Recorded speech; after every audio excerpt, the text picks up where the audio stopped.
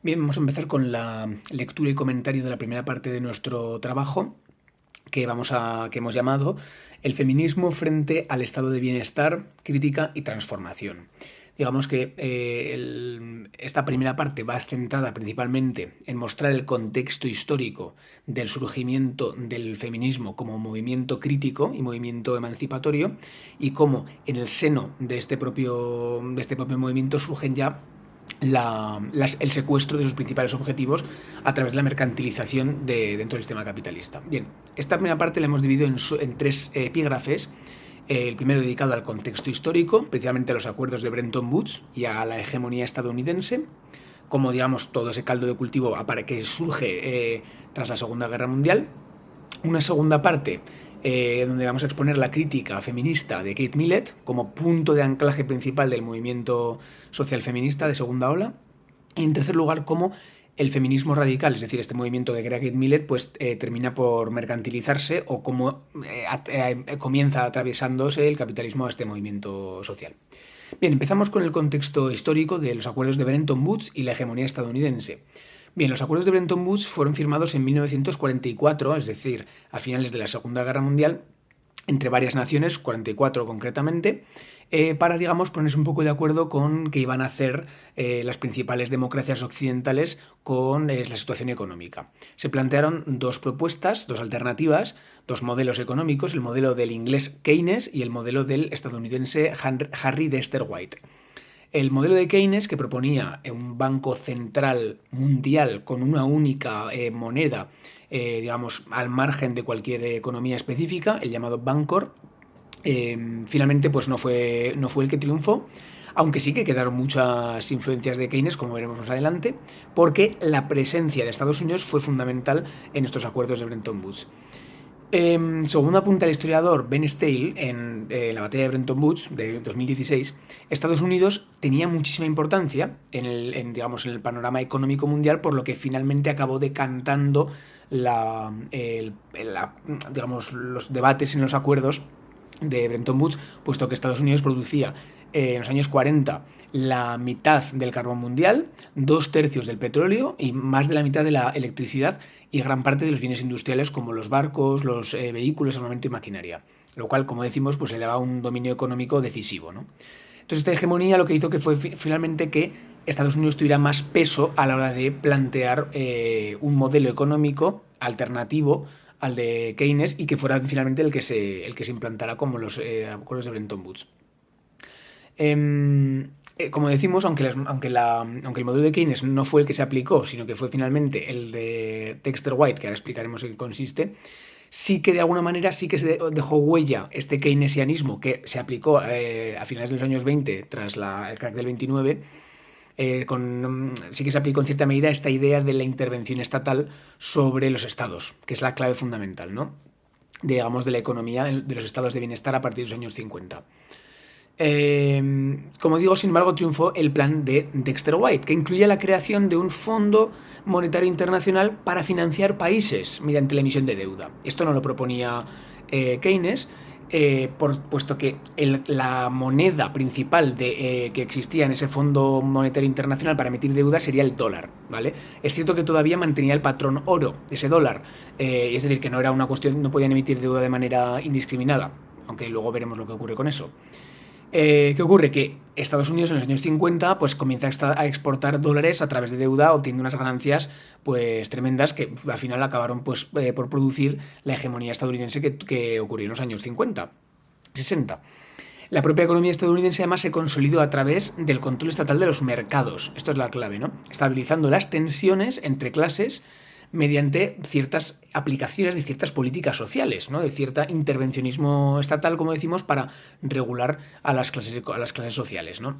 Como por ejemplo establecimiento de cierto sistema de pensiones, o el Medicare que estableció Lyndon B. Johnson, dando al lugar a lo que conocemos hoy en día como el estado del bienestar. Es cierto que el estado del bienestar aparece por primera vez con Bismarck a finales del siglo XIX, con la guerra franco-prusiana, pero se establece principalmente el actual moderno que conocemos con las medidas de los acuerdos de Bretton Woods. Bueno, ¿qué ocurre? En este escenario de crecimiento económico y con aparente armonía social, pues surgen voces críticas, ¿no? Surgen movimientos que comienzan a decir que quizá bajo ese velo de armonía y de bienestar existe en el fondo una cierta injusticia más allá de la supuesta justicia económica, ¿no? Que supuestamente habían conseguido el estado de bienestar. Bueno, entonces, estos movimientos comenzaron a cuestionar la exclusión estructural que afectaban a determinados grupos de personas, denunciando que el sistema no era capaz de acceder a todos los problemas, ¿no? Sino que se reducía principalmente a la justicia económica, ¿no? A lo que es la redistribución de la riqueza. El capitalismo que surge en este estado de bienestar que se vio de alguna manera muy sacudido por una fuerte contracultura en Estados Unidos, que estaba en contra de la guerra de Vietnam, que estaba en contra del consumismo, del materialismo, de la burocracia, del control de la represión sexual, de la heteronormatividad, que eran de alguna manera lo que ellos, esta contracultura definió como el modelo dominante o el sistema, ¿no?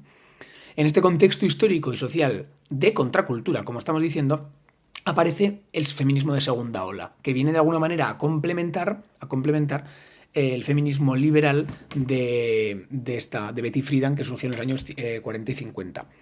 Aparece ahora mismo en el contexto contracultural, como decimos, el feminismo de segunda ola, que centra sus críticas en los aspectos del estado de bienestar, que se deja de alguna manera de lado ciertos derechos de las mujeres, ¿vale? Principalmente. Pero es muy importante entender que el feminismo de segunda ola surge en un contexto de cierta armonía social. Es decir, donde es necesario que exista una armonía para que se descubran los entresijos de las pequeñas grietas que no se verían en un contexto de pobreza, de fascismo, de totalitarismo y demás, ¿no? Digamos que son pequeñas grietas que atribuyen un sistema de dominación no tan vertical ni tan visible, sino más bien algo así como entre, pues más oculto, ¿no? Vale. Así, de hecho, lo expresa Nancy Fraser en una de las obras clave que vamos a comentar a partir de ahora, que es Fortunas del feminismo. Esta es una cita de Fraser. Dice: cuando el feminismo de segunda ola irrumpió en la escena mundial, los estados capitalistas avanzados de Europa Occidental y Norteamérica seguían disfrutando de la insólita racha de prosperidad que siguió a la Segunda Guerra Mundial. Utilizando nuevas herramientas de gestión económica, un capitalismo organizado y controlado por el Estado, habían aprendido a contrarrestar las recesiones económicas y a guiar el desarrollo económico nacional para garantizar prácticamente el pleno empleo a los hombres. ¿Bien?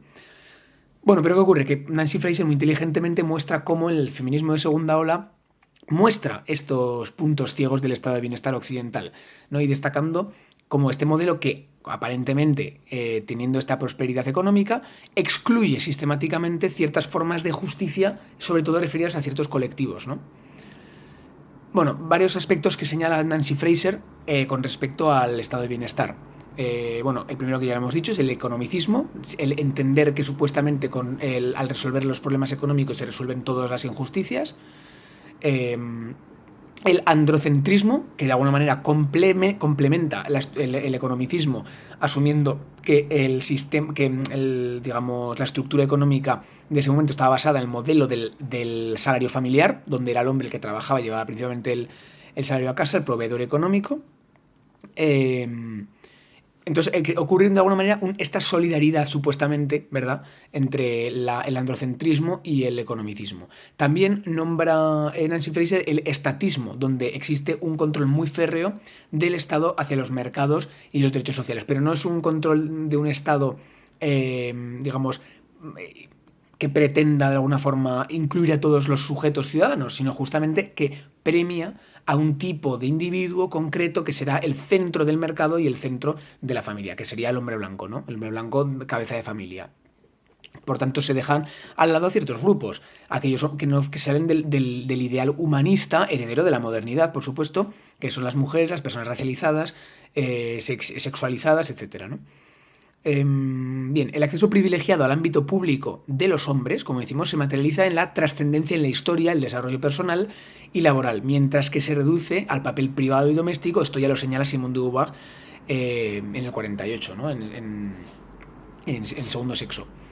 Bien, Fraser va a continuar en el texto señalando una característica más de este estado de bienestar, que es el papel, digamos, del Estado de ser un elemento de redistribución económica. Esto sí que lo hace bien de alguna manera y encuentra que que sí que existe en el feminismo, en el feminismo que surge en el momento de la redistribución económica del estado del bienestar, surge una intención de todavía querer redistribuir mejor la parte económica, además de los derechos. Y esto lo hace porque el feminismo de segunda ola toma como referencia las políticas socialistas de la Unión Soviética.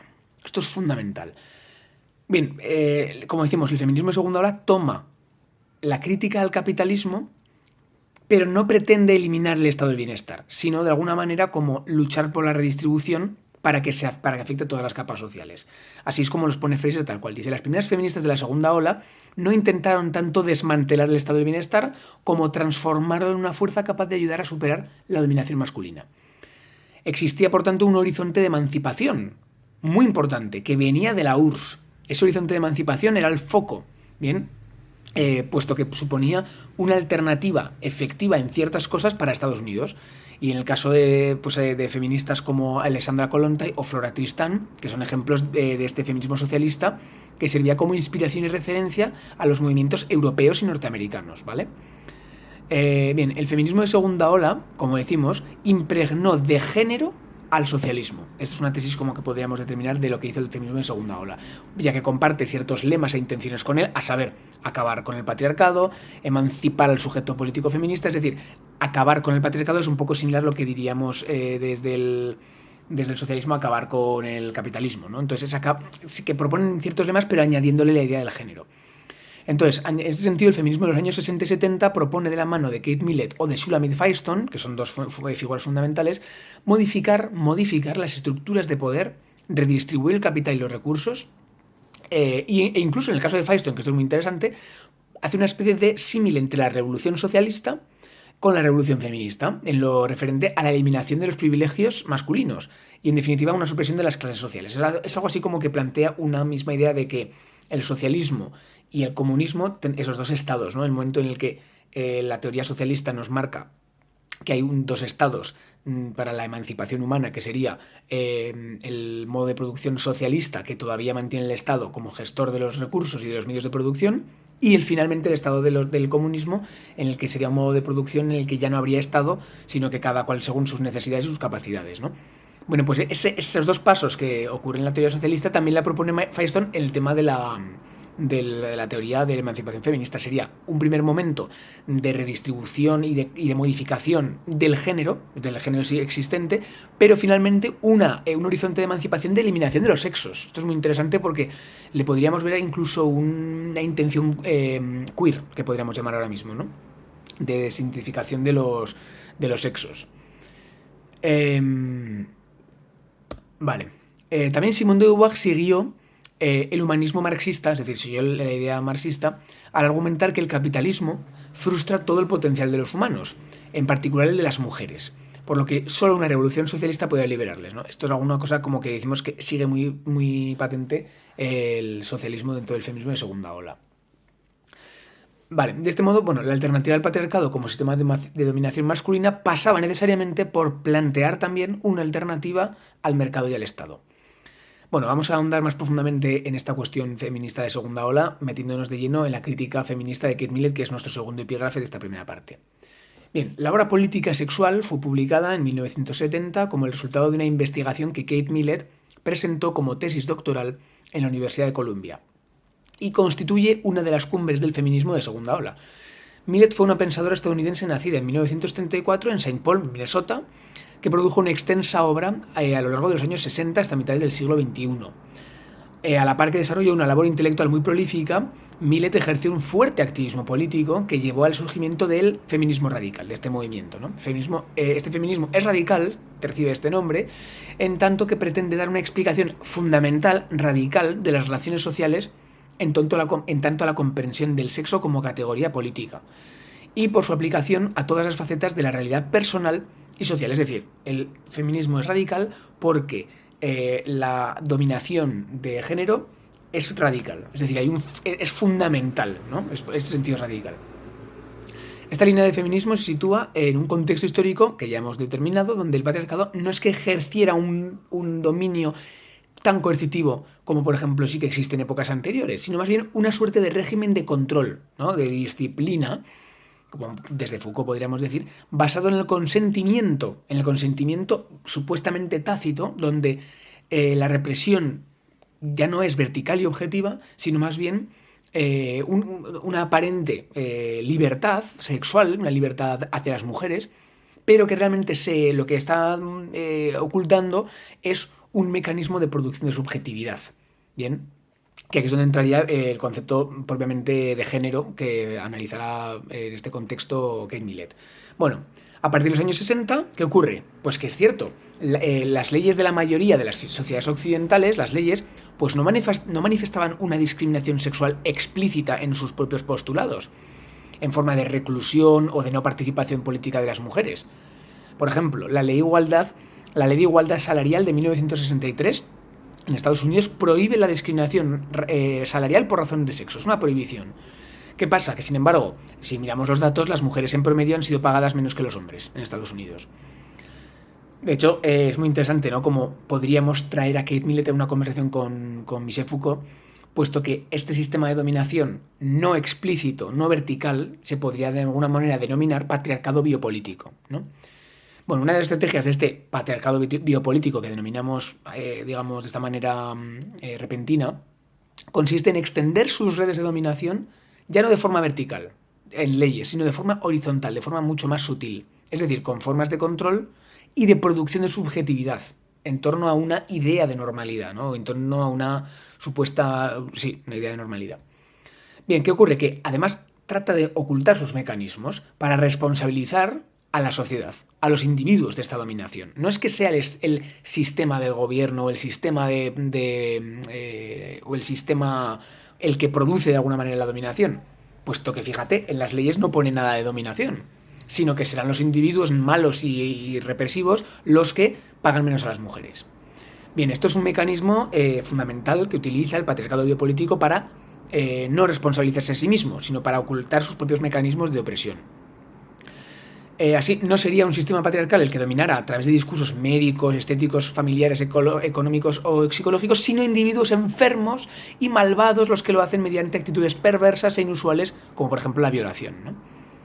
Por este motivo, la solución debería pasar por el encarcelamiento de dichos individuos de forma punitiva, ¿no? Y la inclusión en el sistema de cada mujer, dejando la estructura de poder intacta. Esto es de alguna manera lo que la solución que el patriarcado biopolítico desea, que es que se deje intacto el sistema de producción de subjetividad que produce a los hombres y a las mujeres de manera determinada, en estructuras de dominación, dejar eso intacto y responsabilizar a ciertas cabezas de turco, pero que no van a suponer ningún tipo de problema para el dicho estructura, ¿no? El feminismo logra explicar, sin embargo, que esto no es suficiente, que la solución que propone el propio patriarcado no es suficiente, porque existe un fundamento de dominación estructural, que, digamos, para entender la agresión sexual de una manera que no sea como que sea una cosa extraña, sino justamente que no es una desviación contingente, sino un efecto, de alguna manera, de los mecanismos de producción que aparecen en este sistema, ¿no? Por ejemplo, Kate Millett determina muy bien lo que es la violación, ¿no? Dice, la violación, más que un acto de agresión sexual, es una expresión de control sobre las mujeres, que condiciona el espacio urbano mismamente, en la forma de vestir y de consentir de las propias mujeres, ¿no? Así que, de hecho, ella misma dice que la violación consistiría en una técnica de control y producción de la feminidad misma, pues marcaría cuándo y por dónde puede una mujer decente andar sola si no quiere ser violada. Entonces, la fuerza masculina es una causa muy importante para la dominación hacia las mujeres, pero no es suficiente, es una causa necesaria, pero no es suficiente, puesto que el patriarcado se basa en estas redes biopolíticas que estamos diciendo mucho más que en las redes de dominación física, nada más, ¿no? Aplicado día a día, de alguna manera, más allá de las propias instituciones. Esto lo afirma, por ejemplo, Pablo Preciado muy interesantemente en Disforia Mundi. Dice, los padres violan, los papas violan, los obispos violan, los curas violan, y no lo hacen porque sean desviados, sino porque el régimen de poder patriarcal que subyace a la iglesia y a la familia heterosexual les confiere el derecho y el poder de hacerlo. Bueno, de la misma manera que ocurre con el salario que hemos dicho, es decir, que aparentemente los estados muestran una solución explícita en las leyes igualando o prohibiendo la desigualdad salarial, las leyes de las diferentes sociedades democráticas occidentales también prohíben y condenan en sus códigos penales la violación o el abuso sexual. Sin embargo, desde el movimiento Me Too, que aparece en 2015, 2015, y más recientemente en España, con otro tipo de movimientos como los de Cristina Fallarás, se ha observado que muchas mujeres desconfían de ese sistema judicial que dice estar amparándolas. Es decir, que hay algo más, hay algo detrás de la supuesta armonía y bondad detrás de las leyes igualitarias. Por ello, ¿qué pasa? Pues que las mujeres, al no confiar, esto actualmente en España, al no confiar en el sistema judicial, optan por compartir sus experiencias mediante el anonimato, por ejemplo, que actualmente ofrecen las redes sociales, en lugar de recurrir a los canales tradicionales, ¿no? Bueno, la digitalización, como podemos ver en este sentido, transforma radicalmente nuestra forma de entender el consentimiento, la justicia y la denuncia, puesto que ya no nos sentimos amparados por el propio sistema judicial, sino por el anonimato y a la vez no anonimato que nos da las redes sociales, ¿no? Bueno, el temor a las consecuencias de las denuncias refleja también otro acto de control y dominación mucho más sutil, que, como decimos, fuera de la ley, pero dentro de la casa y de las calles. Esto es de alguna manera la idea del patriarcado biopolítico, ¿no? Que afecta a todo, pero no está en nada. Los asesinatos de mujeres, violaciones grupales y experiencias de abusos sexuales no han disminuido a pesar de esta aplicación de leyes igualitarias. Y tampoco de individuos jóvenes que supuestamente ya tendrían que haber normalizado que los hombres y las mujeres somos iguales, puesto que llevan 20 años con leyes que se igualan. Revelando que todavía queda mucho por hacer en este sentido. De hecho, hay una serie de datos que muestro aquí que son bastante potentes, ¿no? Que revelan cómo aumentan las agresiones sexuales grupales, por ejemplo, entre jóvenes. Bueno, ¿qué ocurre? A lo que íbamos. El feminismo radical de los años 60, de alguna manera, muestra esta idea, que aparentemente detrás de la armonía social que propone el estado de bienestar existe un fundamento, un origen, una propia estructura de dominación que está más allá de las leyes y que hay que atender. Por esto, tanto, el feminismo radical viene a decir que necesita hacer un análisis radical de la estructura de dominación. Bueno, el feminismo radical de los años 60 surge como una ruptura del previo feminismo liberal, que es el que, como decíamos, en los años 40 y 50 surge a través de figuras como Betty Friedan, ¿no?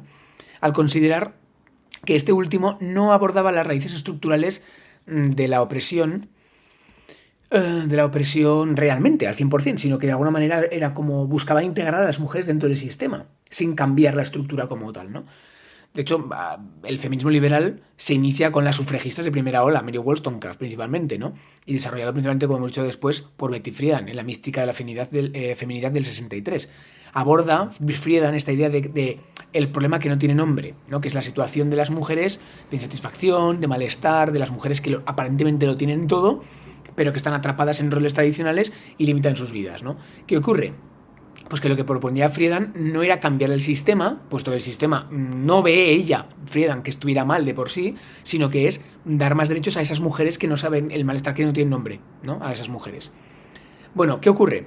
Que Friedan tenía un movimiento, contestatario o de revueltas llamado Now, en el que militó Kate Millett, y ahí se conocieron Kate Millett y Betty Friedan, que se centraba, como decimos, en las reivindicaciones dentro de un marco existente. Es decir, entendiendo que el marco estaba adecuado y que lo que necesitábamos era integrar a las mujeres sin necesidad de cambiar ese marco. ¿Qué ocurre? Que esto generó muchísimas frustraciones, por ejemplo, en Kate Millett, ¿no? Una joven Kate Millett que militaba ya junto, por ejemplo, con Pam Allen y Sulamit Firestone, donde que fundó, se alejó del movimiento Now para crear en el 67 el New York Radical Women, marcando, como vemos, una clara separación con el feminismo liberal.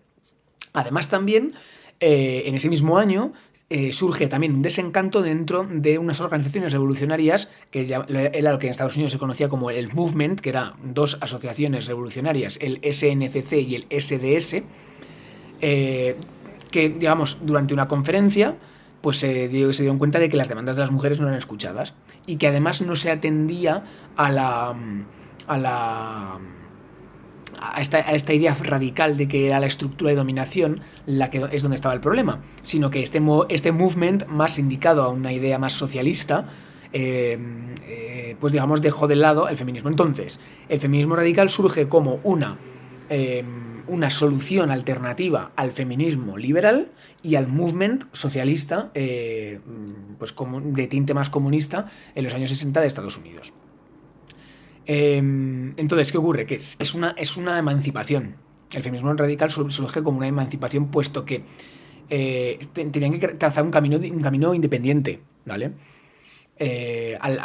Para reivindicar la figura exactamente de las mujeres, pero entendiendo siempre este fundamento de opresión, ¿no? Así lo dice Alicia Puleo, dice: el separatismo de las feministas radicales surge, pues, de una de las muchas experiencias históricas de decepción con respecto a causas políticas, perdón, a causas políticas emancipatorias que han negado el reconocimiento y la reciprocidad de las mujeres.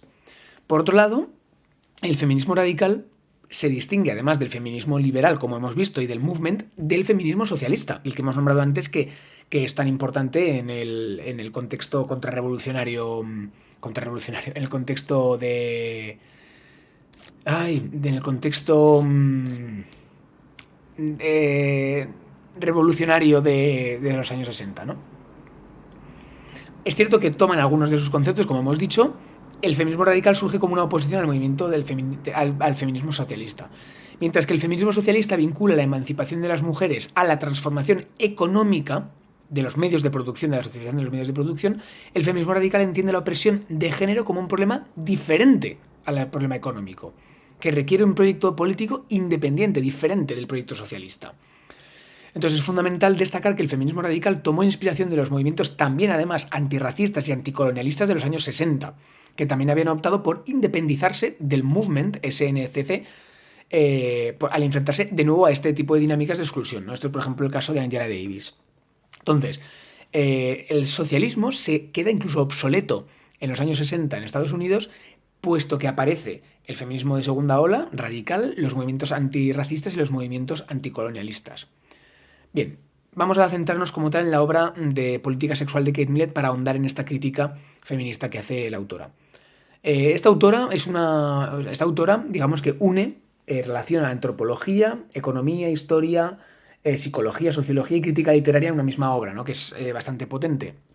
Entonces, a diferencia del marxismo ortodoxo, donde la base económica, vamos a salir un momento, ¿no? La base económica de los modos de producción, son las relaciones de producción, y el modo de producción influye directamente en una superestructura jurídica, legal, cultural, etc., el feminismo radical atiende que la dominación que ocurre en la superestructura, atiende a la dominación que ocurre en la superestructura para criticar las relaciones de opresión entre el sexo y la raza. Es decir, que entiende que no es una base meramente económica la que genera una opresión en la superestructura, sino que viendo lo que hay en la superestructura nos damos cuenta de que también hay una base de opresión de género. Vale, entonces la primera parte del libro de política sexual analiza los diferentes aspectos que caracterizan la estructura del patriarcado. Entre ellos encontramos aspectos ideológicos, biológicos, sociológicos, económicos, educativos, antropológicos, psicológicos, ¿vale? Es lo que configura el patriarcado. Para nuestro cometido veremos en profundidad los 5 primeros y su implicada relación. Bien, los aspectos ideológicos que determinan el patriarcado, y eso es como Kate Millett elabora su crítica, ¿no? Feminista. Dice: los aspectos ideológicos del patriarcado establecen una relación directa entre el temperamento, el papel sexual y la posición política. O sea, hay una relación directa, y esto es lo que hace el patriarcado. Relacionar de la siguiente manera temperamento, papel sexual y posición política. Dice: el temperamento, que es un supuesto, componente psicológico, está desarrollado en torno a estereotipos de cada categoría sexual. Los hombres y las mujeres tienen estereotipos, tienen formas de ser psicológicamente diferentes temperamentos, que va a dar la casualidad de que influyen en que va a tener una posición política y un papel sexual. Entonces, quiero decir, todo partirá de esta supuesta idea natural de que existen unos estereotipos psicológicos, ¿no? En cuanto a los aspectos biológicos, Millett denuncia que el patriarcado basa su dominación en base a una serie de relatos naturales, es decir, una serie de diferencias naturales observables entre los sexos que se ven estimuladas por estos aspectos temperamentales, psicológicos, que supuestamente son consecuencia de los aspectos biológicos. Kate Millett afirma que las ciencias reflejan los sesgos de la cultura que la cultura da por sentado, y que las investigaciones de su tiempo confirman que los estereotipos sexuales carecen de base biológica. Esto es curioso porque Kate Millett siempre es el acusado de un biologicismo, pero si atendemos al texto realmente, cuando denuncia las causas biológicas del patriarcado, estaría de alguna manera entendiendo que hay un sentido más queer, más de desidentificación o de deconstrucción del sexo. ¿Estaría entendiendo que la categoría sexual no es objetiva? Me van a poner a pregunta. Bueno, más adelante la autora expone que la identidad de género, es decir, lo que sea aquello que somos en el tema sexual, es una producción social mediante la que aprendemos la masculinidad o la feminidad. O sea, es una producción social. Es decir, sigue la línea que establece Simone de Beauvoir. Un proceso que se construye a través de el aprendizaje táctil del tono de voz, de los ademanes, los discursos provenientes de la familia, la medicina, los cuales nos dirigen hacia la matriz heterosexual binaria para ser hombres o ser mujeres. Es cierto que esto se puede llegar a entender como una suerte de performatividad del género, en un sentido adleriano, pero es cierto que Millett sí que mantiene la categoría sexual. De hecho, su definición de género, la definición tradicional de género es el temperamento asignado a una categoría social, a una categoría sexual. Es decir, las categorías sexuales para Millett sí que existen. Bueno, lo que va a hacer la denuncia propia de esta descripción, o sea, porque Millett denuncia esto que acaba de describir, dice que no es suficiente esta relación que hace el patriarcado entre temperamento, biología y rol sexual y rol político, no tiene una base, de alguna manera, lógica, sino que es más bien una producción cultural, ¿no? Las razones que realmente determinan nuestro papel a la hora de socializar o nuestras responsabilidades políticas no dependen de nuestra sexualidad, dice Millett, sino que deben haber sido producidas, son producidas por la exigencia de la matriz heterosexual normativa hegemónica, básicamente. Con esta exposición lo que hace Millett, que es fundamental, es politizar el patriarcado. Es decir, el patriarcado no es una estructura natural, sino justamente de lo contrario, es una estructura política, es una construcción humana. Es decir, asume que no se basa en principios naturales el patriarcado, sino que es un producto de una organización política determinada. Esto es fundamental, ¿vale?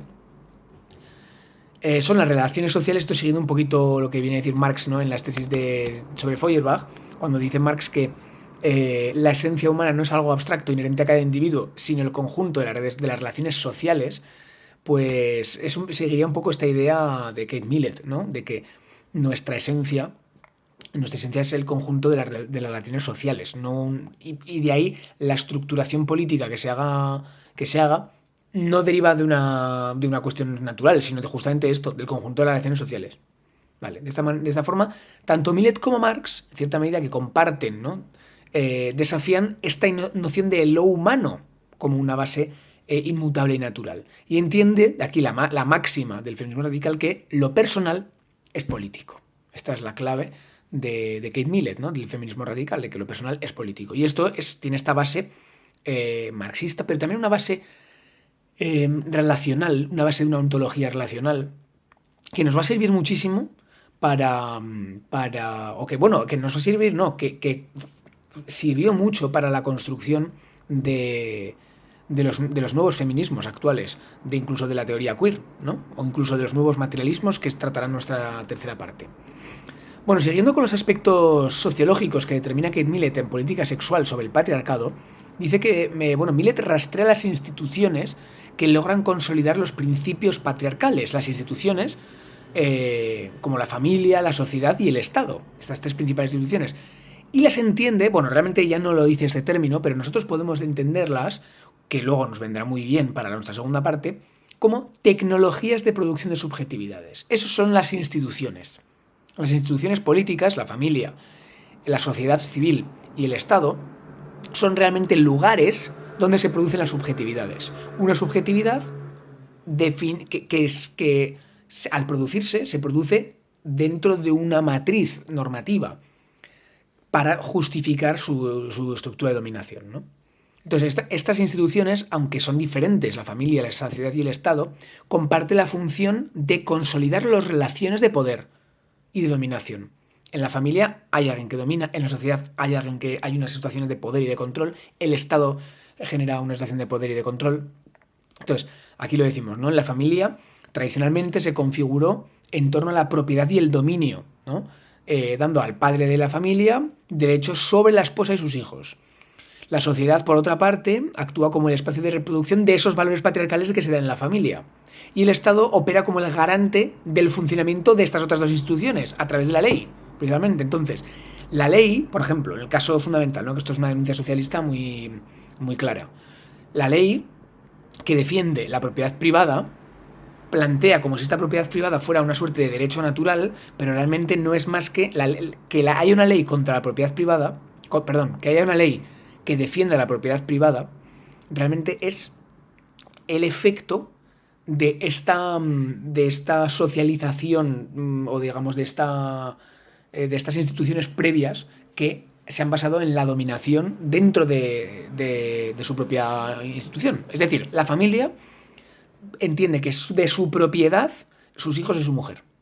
La sociedad extrapola esta idea de la familia y el Estado legisla sobre ella. Entonces es un tridente perfecto. Bueno, así es como funciona en ese sentido el patriarcado a nivel sociológico. Vale. Además de estos factores ideológicos y sociológicos del patriarcado, lo que hace Kate Millett es hablar de los aspectos económicos y educativos, que son fundamentales para terminar de perfilar la lógica de dominación masculina sobre las mujeres, ¿no? Y es, por tanto, así es como termina de demostrar la base, ¿verdad? Ya no la base económica, sino la base totalmente compleja que ejerce una dominación sobre luego lo que nosotros vemos culturalmente de dominación sobre las mujeres, ¿no? En el primer caso, en el caso de los aspectos económicos, Kate Millett afirma que el patriarcado se encuentra aliado con el capitalismo, pues los líderes económicos son los mismos que lideran las familias, las sociedades y el Estado, resultado de la socialización que ellos mismos han recibido. En este sentido, el patriarcado no puede reformarse, no debe poder reformarse, sino que debe ser superado. No se trata de que ahora pongamos al poder a las mujeres, no, sino que la misma idea capitalista la misma idea patriarcal de que hay alguien por encima de alguien, ¿no?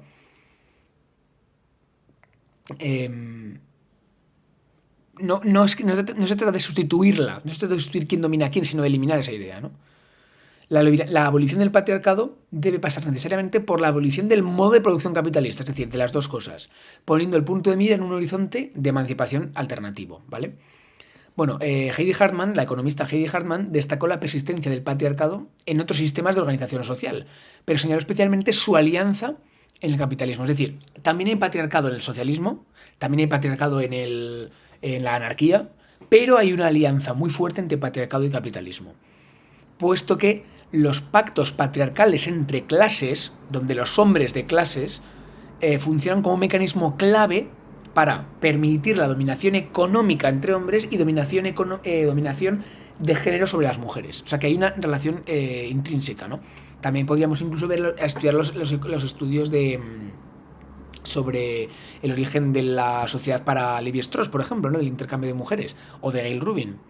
Bueno, por otro lado, la educación, es decir, los elementos educativos, finalmente, de Kate Millett, digamos que funcionan como una de las herramientas clave para hilar toda esta idea, ¿no? O sea, la idea biológica, ideológica, sociológica, económica, y se hila con la forma de educar. Puesto que de la educación es cuando se construyen los estereotipos y se construye la subjetividad en la que cada persona se ve dentro de un camino. Y de ese camino se ve, digamos, de alguna manera como normalizado, como que esto es lo que tengo que hacer. Yo puedo liderar más a una empresa, yo puedo gobernar a un país y yo voy a tener hijos. Dice el patriarcado, aliado con el capitalismo del estado de bienestar, produce a través de la educación, la familia o las profesiones las identidades de género femeninas y masculinas, que tienden a reproducir la dominación sobre las mujeres. Esto lo vemos todavía en nuestro mundo. Es decir, es una cosa que Kate Millett acierta como algo que continúa actualmente. Las mujeres siguen estando sobrerepresentadas en los empleos con salarios bajos, lo que constituye otra razón de la brecha salarial.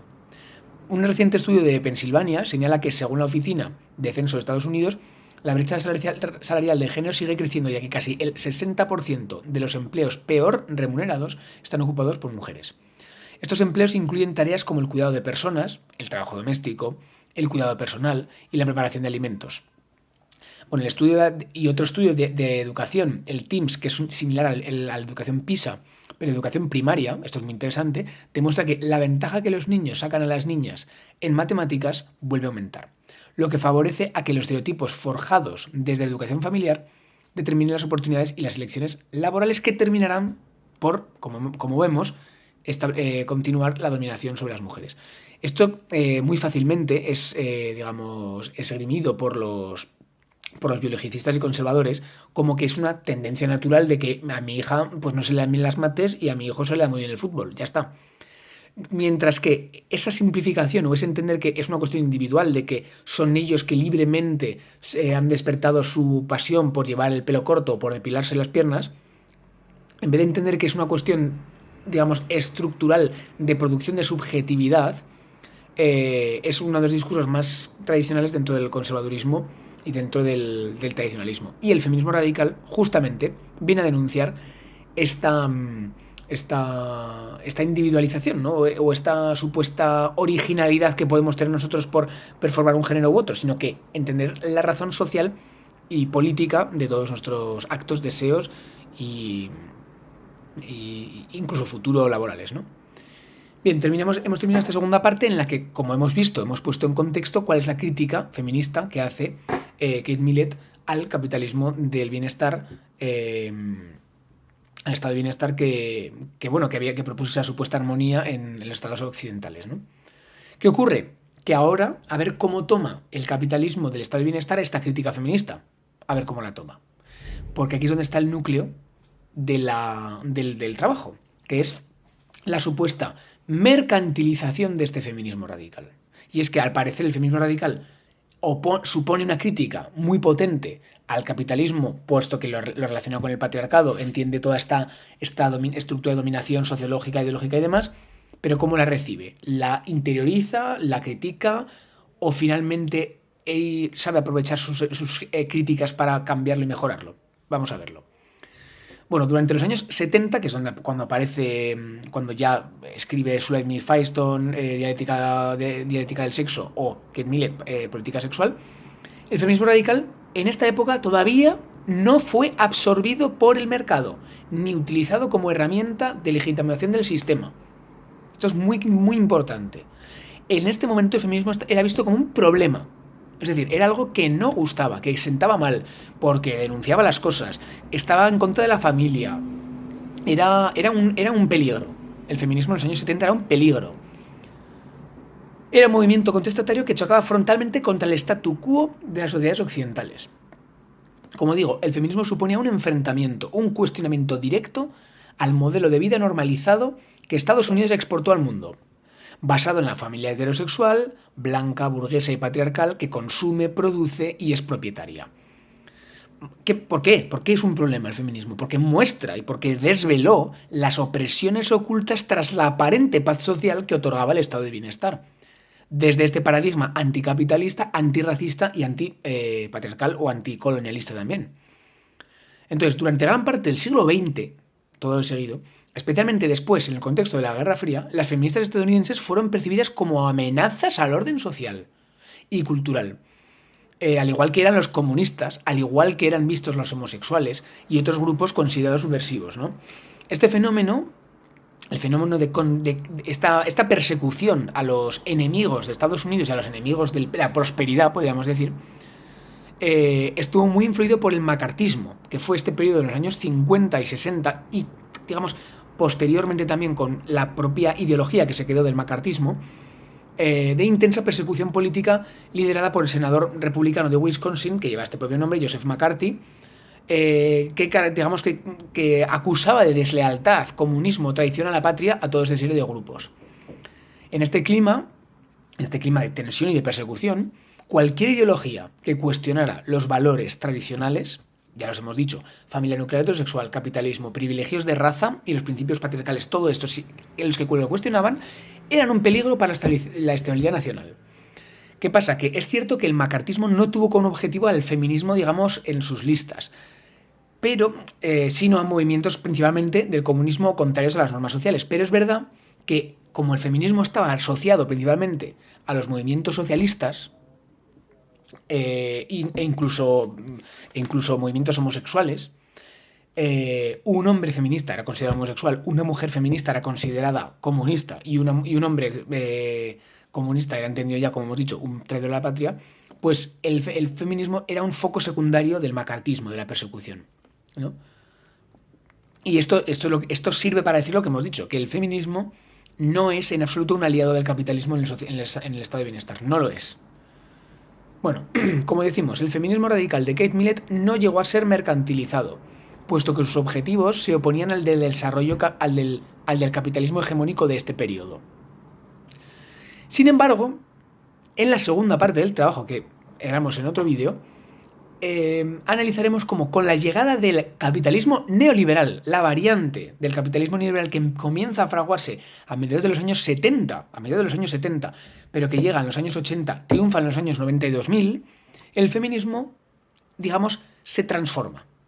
Abandona las críticas radicales y se centra en el reconocimiento de la diversidad y de la identidad. Unas identidades comprendidas como ciertas identidades esenciales y naturales. ¿Qué ocurre? Que esta transformación que sufre el feminismo de dejar de preocuparse por la crítica radical, la abolición del patriarcado y la abolición del capitalismo que ocurre en los años, que proponía el feminismo de segunda ola, esta transformación, digamos que facilita muchísimo la integración del feminismo dentro de la lógica del mercado. Entonces, el feminismo a partir de los años 80 y 90 ya no es tan visto como un enemigo, como lo ha visto en los años 60, sino que puede verse que se puede sacar rédito de él. Esto es lo que trataremos en la segunda parte. Entonces, a pesar de la crítica que realizaremos a esta mercantilización identitaria del feminismo que surge durante el neoliberalismo, es decir, yo criticaré después que el feminismo se haya transformado dando pie a que el capitalismo secuestre sus ideales o sus objetivos. Yo no quiero caer en posturas conservadoras después de esto. No es que el feminismo no valga para nada. No es que se traicionó y lo hizo fatal y entonces cayó en desgracia y demás. No queremos reducir el feminismo. No queremos entender ni una posición conservadora que niega la violencia de género y que entiende que el feminismo es un chiringuito económico. Y tampoco quiero entender que el feminismo sea una ideología aliada 100% con el capitalismo, sino que las transformaciones sociales que surgieron principalmente por el triunfo del neoliberalismo en los años 80 y los propios discursos feministas, ese surgimiento hizo un cóctel explosivo que terminó porque el feminismo se acabara aliando, sin quererlo seguramente, con discursos capitalistas. Por lo tanto, el feminismo durante unos años, e incluso actualmente, sigue aliado con el capitalismo en algunos momentos. Entonces, la idea de nuestro trabajo es cómo podemos generar espacios de resistencia en el feminismo sin caer en la mercantilización. ¿Vale? Bueno, el feminismo es tanto, y esto, ¿qué pasa? Que digo que yo no quiero caer en estas posiciones porque actualmente hay un rechazo muy fuerte al feminismo por esta misma idea. Ya sea porque ha sido un fracaso absoluto y ha sido siempre una ideología del capital. Esto es una posición como más bien de izquierdas, o como que bueno, el feminismo siempre fue horrible y tiene que estar destinado a acabar porque esto es un posicionamiento más de derechas. Digo, el feminismo es tanto para el conservadurismo de derechas como para el de izquierdas un enemigo directo de sus proyectos políticos. Para el neoconservadurismo de izquierdas supone la fragmentación de la lucha obrera que descentra los planes y objetivos de la construcción del socialismo, que es la construcción objetiva final. Por ejemplo, representantes en España de esta tendencia política sería el partido político marxista y nacionalista español Frente Obrero, o por ejemplo el politólogo Santiago Armesilla, que está instalado dentro del materialismo filosófico de Gustavo Bueno, o por ejemplo el youtuber Johnny Yescas, ¿no? Esta idea de que son antifeministas de izquierdas, ¿no? Son anticapitalistas pero totalmente antifeministas. Por otro lado, el conservadurismo de derecha es mucho más sencillo de ver su antifeminismo, Para ellos el feminismo es un movimiento destinado a destruir las instituciones tradicionales como la familia, el Estado de Derecho, las garantías procesales de la justicia o la libertad de raza y de sexo. En las redes sociales también ha emergido una fuerte tendencia antifeminista que se alimenta de la construcción de una imagen del feminismo como movimiento extremista y hembrista, que promueve el odio hacia los hombres, ¿no? Este discurso, esta narrativa, que cala principalmente entre los jóvenes, se originó en Estados Unidos como figuras como Jordan Peterson o Ben Shapiro y ha llegado a España a través de youtubers e influencers como Un Tío Blanco Hetero, Roma Gallardo o Red Pill. Su origen se encuentra en la reacción del movimiento al movimiento Me Too, que hemos nombrado antes, y está vinculado a ideologías como el Men Going Their Own Way o el movimiento Red Pill e Incel. También el partido político Vox es un claro reflejo de estos postulados, que representa una muestra de una tendencia neoconservadora generalizada de los partidos políticos como Trump, Bolsonaro, Le Pen, Orbán, Meloni o Erdogan. El partido político Vox es un claro reflejo de estos postulados. Vale. En su programa electoral, Vox defiende, por ejemplo, propone la medida 70, dice derogación de la ley de violencia de género y de toda normativa que discrimine a un sexo de otro. Tremendo. Y la supresión de organismos feministas radicales subvencionados, persecución efectiva de denuncias falsas. Es muy interesante ver cómo el propio discurso de Vox está teñido de incongruencias y de desconocimiento. En el primer caso, cuando habla de la discriminación de un sexo sobre otro, entendiendo que que la ley de violencia de género es una ley que discrimina a los hombres. O, por ejemplo, que los organismos de feministas radicales, en absoluto refiriéndose, por ejemplo, al movimiento creado por Kennedy en los años 70 como emancipación del movimiento Now de Betty Friedan. Eso es imposible porque no tienen ni idea de lo que es. Resulta aún más peligroso cuando estas afirmaciones están calando a través de las generaciones más jóvenes, como decimos, con un creciente odio al colectivo LGTB. Hay una serie de noticias del aumento de agresiones al colectivo LGTB.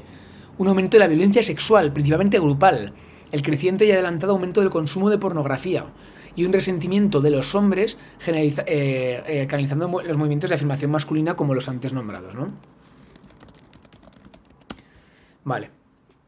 Bueno, ¿qué ocurre? Que nosotros, como decimos, al denunciar al feminismo por haberse aliado con el capitalismo a partir del surgimiento del neoliberalismo, no queremos caer en esto. Esto es muy importante. Queremos exigir al feminismo un nuevo horizonte. Un nuevo horizonte y propuestas concretas de cómo hacerlo. El nuevo horizonte tiene que ser necesariamente posthumanista. O sea, hay que lograr entender la alianza esencial con las otras entidades humanas y no humanas, tecnológicas, como horizonte de emancipación. Hay que desidentificar las identidades, hay que desnaturalizar las identidades. Ese es el horizonte emancipatorio que, como lo fue en su día para el socialismo, quiero decir, el socialismo fue para para el feminismo radical en los 60, fue lo que le sirvió para ser un movimiento realmente emancipatorio y de resistencia. Por eso estaban perseguidos. Ahora, sin embargo, el feminismo no está perseguido. No está perseguido, aunque surjan este tipo de movimientos. Porque estos movimientos lo que consideran es que el feminismo es algo como hegemónico, como algo institucional, como algo que ya ha triunfado. Tenemos que conseguir reafirmar el feminismo sin caer en la alianza con el capitalismo o con la mercantilización que ocurrió, como veremos en la segunda parte, a mediados de los años 80, ¿vale? Con estas posturas contra estas posturas conservadoras defendemos el movimiento feminista como la revolución social más importante del siglo XXI y reconocemos los beneficios que ha traído desde el aumento de la representación de las mujeres en espacios de poder político, con un crecimiento del porcentaje de mujeres en los parlamentos nacionales del 11% en el 95 al 26,7% en el 2023. La reducción de la brecha salarial, que a pesar de continuar, como hemos visto, en la Unión Europea, disminuyó del 16% en el 2010 al 13% en 2013. Avances significativos en el acceso a la educación para niñas y mujeres, reflejadas en el incremento de la tasa de alfabetización femenina a nivel mundial, que pasó del 71 al 87 en 2020.